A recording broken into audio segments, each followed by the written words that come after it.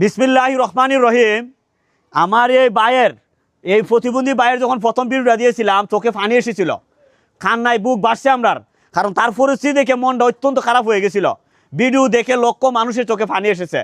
কিন্তু আমরা আজকে ভাইয়ের মুখে হাসি ফুটাইতে এসেছি। আমরা নিজেরও আজকে আশ্চর্যর মুখ, কারণ আমরা তার জন্য কিছু একটা করতে পারছি। আমরা একটা কথাই বলি, ভিডিও করার কোনো উদ্দেশ্য নাই, ভিডিওটা করা লাগে কেন?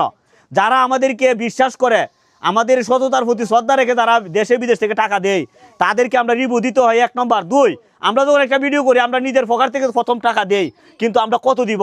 কারণ একে মিলে কোনো কাজ করে সফলতা অর্জন করা যায় না। 10-এর লাঠি 1-এর বোঝা, 10 জনে মিললে করলে সুন্দর হয়, কাজটা সার্থক হয়, সফল হয়।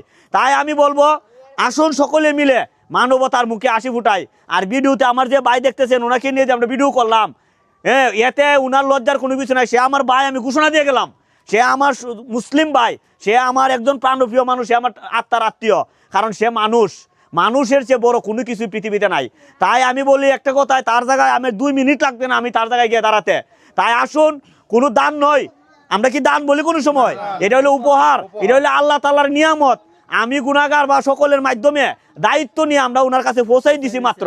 আর কোনো ক্রেডিট আর কোনো গুণ আমাদের নাই, আমরা শুধু দায়িত্বশীল হিসাবে আছি, আমরা ওনার খাদেম হিসেবে আমরা আছি। তাই আশা করি সকলে মিলে যদি আমরা কাজ করি, তাহলে ইনশাল্লাহ মানবতার জয় হবে। আমি তার পরিবারের কাছে অনুরোধ করব যে তাকে সবগুলা খাবার তাকে মুখে লুকমা তুলে আস্তে আস্তে তারা খাওয়াবেন, তাহলে আমাদের খাওয়া হবে, আমাদের মনে শান্তি আসবে। ধন্যবাদ সবাইকে। মানবতার জয় হোক। আল্লাহ পাক রব্বুল আলামিন সবাইকে মন মানসিকতা দান করুক। এই বাইকে আল্লাহ পাক সুস্থতা দান করুক। আমিন।